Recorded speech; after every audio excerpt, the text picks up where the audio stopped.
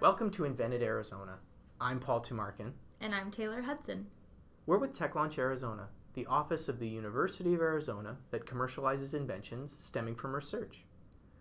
We live in a world where the extended use of broad-spectrum antibiotics has led to infectious organisms adapting and becoming resistant to many antibiotic treatments. This widespread use is a result of outdated and slow methods like culture for identifying bacterial, fungal, and viral infections.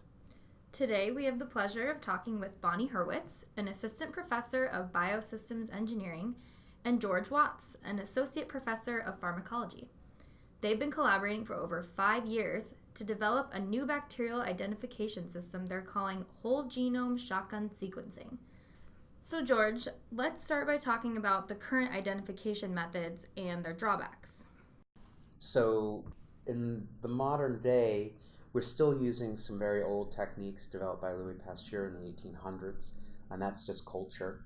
You can't use every possible culture condition to grow every possible bacteria that's ever been cultured. So modern laboratories typically utilize a few different growth media that will grow the most common medically important bacteria.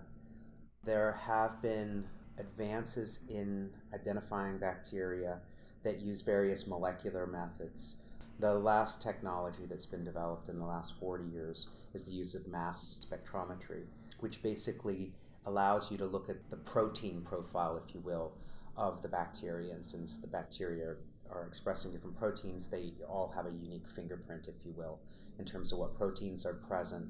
And the drawback there is you have to use a pure culture. So you're still relying on the ability to grow the bacterium in order to get a sample to put into the mass spectrometer. The 16S sequencing approach has what we call blind spots. There are species of bacteria that are so close in their sequence in that gene that they can't be discriminated, yet one is a very normal, healthy bacterium, for example, Escherichia coli or E. coli, and then another, for example, Shigella, which can cause dysentery.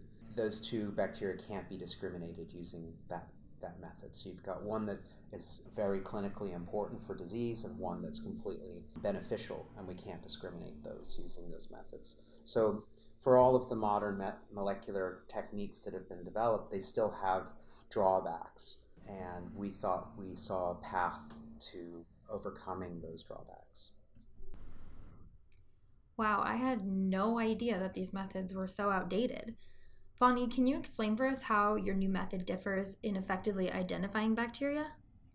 Really, what George and I are focusing on is a technology called whole genome shotgun sequencing, where we're not just sequencing a single gene or looking at targeting one small component of an organism, but looking at the entire genomic content of the organism, and in fact, an entire community of organisms or many organisms within the same sample. And that gives us the ability to not just detect what species are present or organisms are present, but also other kinds of virulence factors that may be important for disease.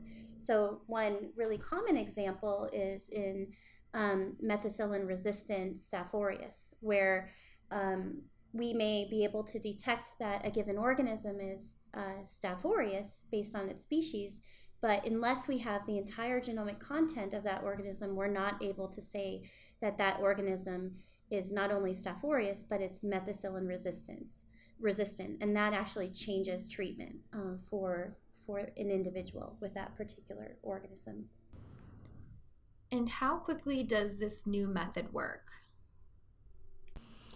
So if you had a laboratory that was purpose-built for doing this approach, we believe you could have a 12-hour turnaround time. Okay, so just to bring this full circle, using your method will allow clinicians to better understand the bacteria in a given patient's infection, which ultimately means the patient will be receiving a more customized treatment plan instead of being prescribed broad-based antibiotics, right? I've mentioned rational therapy, where the clinicians have an idea of what organism is present and choose the antibiotics or choose the therapy appropriately. The opposite of that is what we call broad spectrum antibiotics, or empiric, where they try an antibiotic. If the patient doesn't get better, they switch to another one. That kind of approach is it encourages the development of drug resistance, and it encourages the spread of drug resistance in bacteria, which is a significant problem, a modern problem, and is rapidly reducing the effectiveness of the antibiotics we do have. Even in the case of a patient, if they have an infection, but it's, for example, fungal, and you treat with broad-spectrum antibiotics that won't even help with fungus. It doesn't matter which antibiotic you choose. That, again, contributes not only to the patient is still sick, and in fact could be sicker by the time you say, okay, look, this antibiotic isn't working, let's try something else. But you've also given somebody an antibiotic that you didn't need to, and that contributes to the spread of drug resistance. So that affects all of us, because our antibiotics are becoming less effective. Yeah, and just to add to that, I think one of the things that a lot of people don't realize yet is that we don't actually know all of the organisms that are out there. And in fact, in the clinical world, there's about 50% of the organisms that we've never seen before that we're just now characterizing as part of the Human Microbiome Project. So there's a whole slew of organisms that we don't know. There's a whole slew of virulence factors and other components of the genomes that we're yet, that we're currently determining are important in disease. And so by using this approach with whole genome shotgun sequencing, we're able to not only start to understand and track known organisms better, but actually identify entirely novel species of different microorganisms that could be important in different applications in the clinic. And what about specific patient groups? Who is it going to make a difference to, and what are the advantages for them? So you asked, who's it going to make a difference to? It's going to make a difference to the patients because they're going to get better therapy. And this could mean everything from surviving to, for example, in the case of the bone marrow transplant patients, perhaps they don't need to delay their transplant operation, which is something that they'll do if they have an infection. In the case of diabetic foot ulcers, we're trying to reduce the number that wind up in the operating room and getting amputations. That's a very negative outcome for a diabetic patient for obvious reasons. And we believe that also the doctors will benefit because they are able to more appropriately treat their patients and provide better care. Well, that's fantastic. Thank you both so much for joining us today. We can't wait to see how your technology changes the face of treating infections.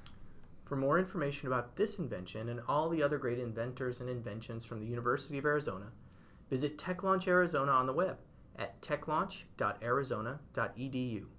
We are at TechLaunchAZ on Twitter, and you can also find us on Facebook and LinkedIn.